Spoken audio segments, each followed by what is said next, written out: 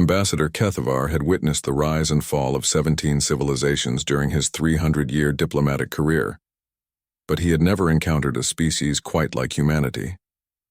The Terrans sat across from him in the gleaming conference chamber of the hegemony's capital ship, their delegation appearing almost primitive compared to the crystalline beings, energy-based entities, and biomechanical hybrids that comprise the Galactic Council.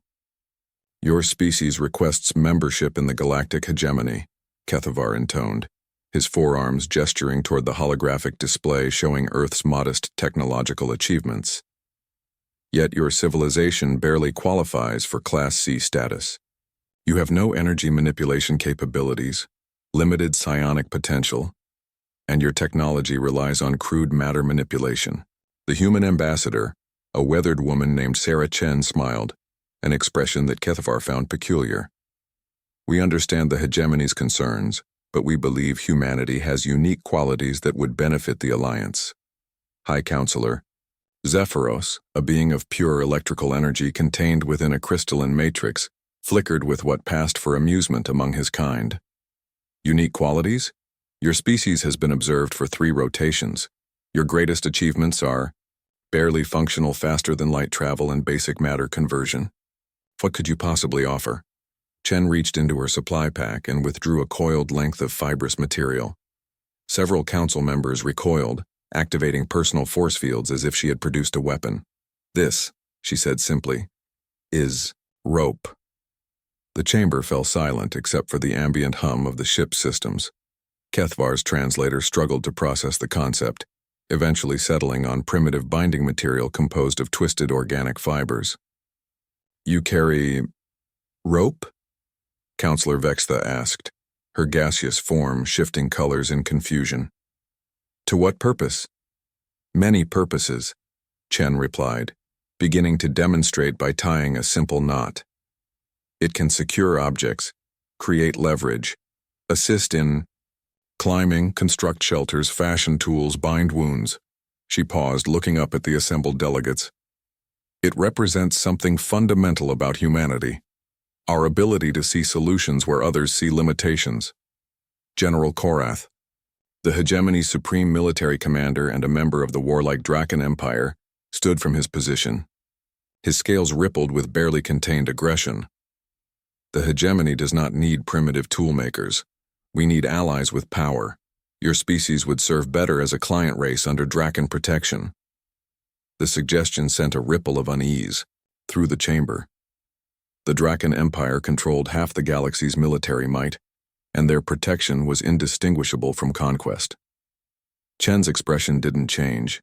"General Korath, I noticed your ship's docking bay uses magnetic grappling systems to secure vessels. Obviously, it is the most efficient method known to science. What happens when those systems fail?"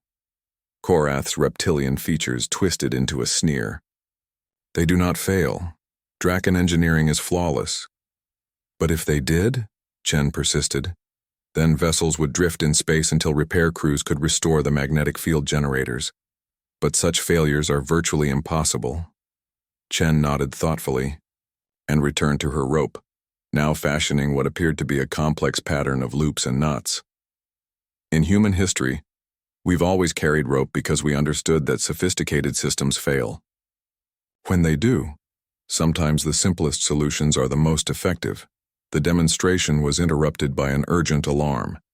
The chamber's central hologram shifted to display the ship's status. Massive system failures cascading through the vessel's primary networks. The lights flickered, artificial gravity fluctuated, and the life support systems began switching to emergency power. "Sabotage!" Korath roared, his hand moving to his weapon. "This is a Terran trick." Before anyone could respond, Kethavar's aide burst into the chamber. "Ambassador, we're under attack by the hegemony's former client worlds. They've formed a rebellion and deployed an unprecedented weapon, some kind of quantum virus that's corrupting our technological systems faster than we can adapt." Through the viewport, the assembled delegates could see the rebellion fleet surrounding them. Hundreds of ships from dozens of species that had been subjugated by the hegemony over the centuries.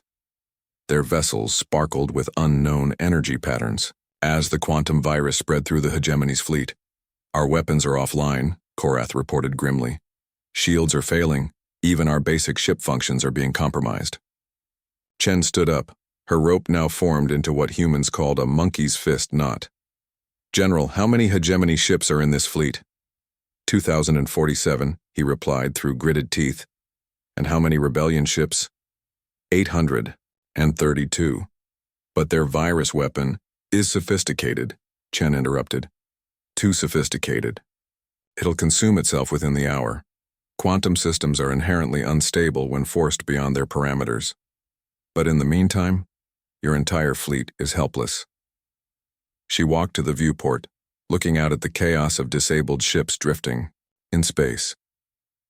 You know what doesn't fail when your computers crash, your power goes out, and your magnetic systems shut down? The chamber was silent, except for the growing sounds of system failures throughout the ship.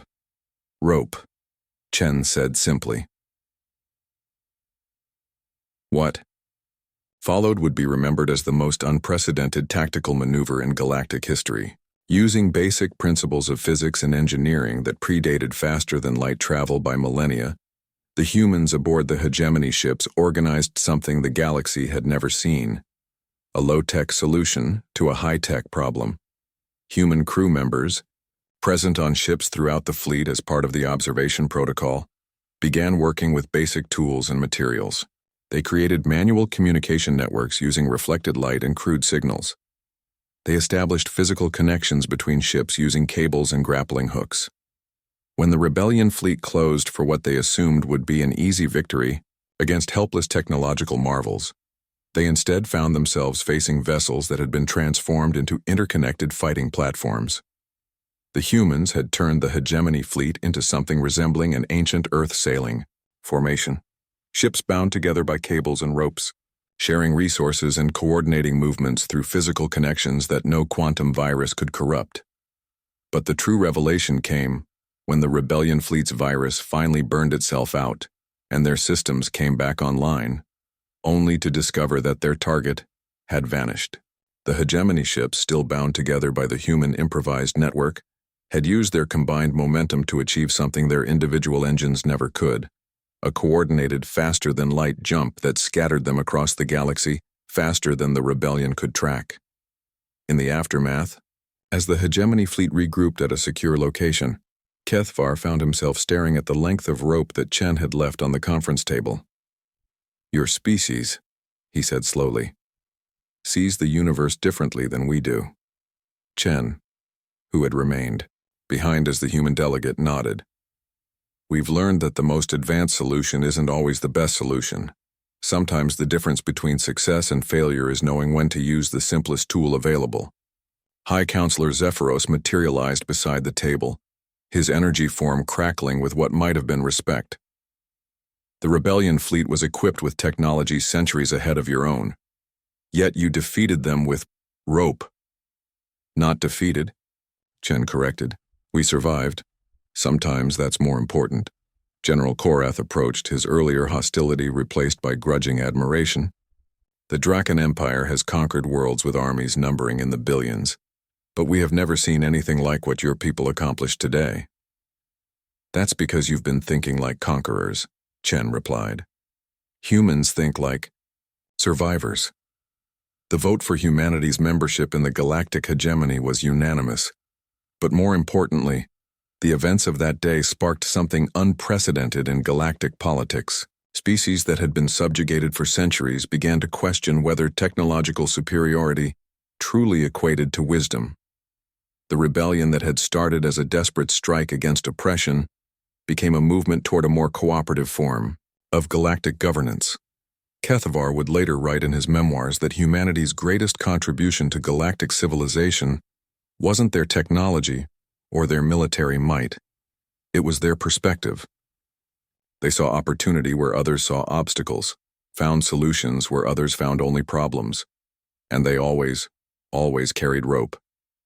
The hegemony itself would eventually evolve into something entirely different, a cooperative federation where species were valued not for their technological achievements alone, but for their unique approaches to the challenges of existence.